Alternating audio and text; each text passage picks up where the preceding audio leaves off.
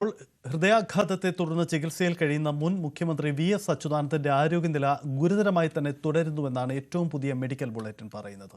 മരുന്നുകളോട് പ്രതികരിക്കുന്നുണ്ടെങ്കിലും രക്തസമ്മർദ്ദവും വൃക്കകളുടെ പ്രവർത്തനവും സാധാരണ നിലയിലായിട്ടില്ലെന്ന് ഡോക്ടർമാർ അറിയിച്ചു. തിരുവനന്തപുരത്തെ സ്വകാര്യ ആശുപത്രിയിൽ ചികിത്സയിൽ കഴിയുകയാണ് വി.എസ്.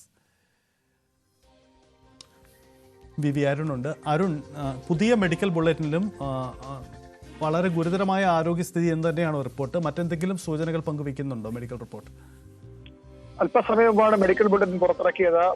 SUT ആശുപത്രിയിലെ തീവ്രപരിചരണ വിഭാഗത്തിൽ ഈ മാസം 23, അതായത് കഴിഞ്ഞ തിങ്കളാഴ്ചയാണ് വി.എസ്. അച്യുതാനന്ദനെ പ്രവേശിപ്പിച്ചത്. കടുത്ത ഹൃദയാഘാതത്തെ തുടർന്നാണ് അദ്ദേഹത്തെ ആശുപത്രിയിൽ എത്തിച്ചത്. അപ്പോൾ അതീവ ഗുരുതരമായിരുന്നു അദ്ദേഹത്തിന്റെ അവസ്ഥ. പിന്നീട് മാറി അദ്ദേഹത്തിന്റെ ആരോഗ്യനിലയിൽ ചെറിയ ഏറ്റക്കുറച്ചുകൾ ഉണ്ടായി. ഇപ്പോഴും ഗുരുതരമായി തന്നെ തുടരുന്നുവെന്നാണ് മെഡിക്കൽ ബുള്ളറ്റിൻ പറയുന്നത്. മരുന്നുകളോട് വി.എസ്. പ്രതികരിക്കുന്നുണ്ട്, അതൊരു പോസിറ്റീവ് സൈനാണ്. പക്ഷേ രക്തസമ്മർദ്ദവും വൃക്കകളുടെ പ്രവർത്തനവും സാധാരണ നിലയിലായിട്ടില്ല. ഇതാണ് മെഡിക്കൽ ബുള്ളറ്റിൻ പറയുന്നത്. അതീവ ഗുരുതരമായി വി.എസിന്റെ ആരോഗ്യനില തുടരുന്നു. കഴിഞ്ഞ ദിവസം വളരെ മോശമായിരുന്നു ആരോഗ്യസ്ഥിതി, ശനിയാഴ്ച ഉച്ചയോടുകൂടി. പക്ഷെ അതിൽ നിന്ന് അദ്ദേഹം കുറച്ച് ഭേദപ്പെട്ടിരുന്നു. പക്ഷെ ഇപ്പോഴും ആശ്വസിക്കാനുള്ള വകയില്ല. 102 വയസ്സുള്ള നേതാവാണ്. കടുത്ത ആരോഗ്യ പ്രശ്നങ്ങളുണ്ട് അദ്ദേഹത്തിന്. അത് മറികടന്ന് അദ്ദേഹം എത്തുമെന്ന പ്രതീക്ഷയിലാണ് അദ്ദേഹത്തിന്റെ ബന്ധുക്കളും അദ്ദേഹത്തിന്റെ അനുയായികളും. പക്ഷേ അത്ര ആശ്വാസകരമായ മെഡിക്കൽ ബുള്ളറ്റിനല്ല ഇപ്പോഴും പുറത്തു വന്നിരിക്കുന്നത്.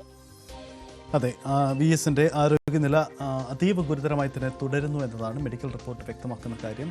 രക്തസമ്മർദ്ദവും വൃക്കകളുടെ പ്രവർത്തനവും സാധാരണ നിലയിലായിട്ടില്ല, പക്ഷേ മരുന്നുകളോട് ഇപ്പോഴും പ്രതികരിക്കുന്നുണ്ടെന്ന് ഈ മെഡിക്കൽ ബുള്ളറ്റിൻ സൂചന നൽകുന്നു.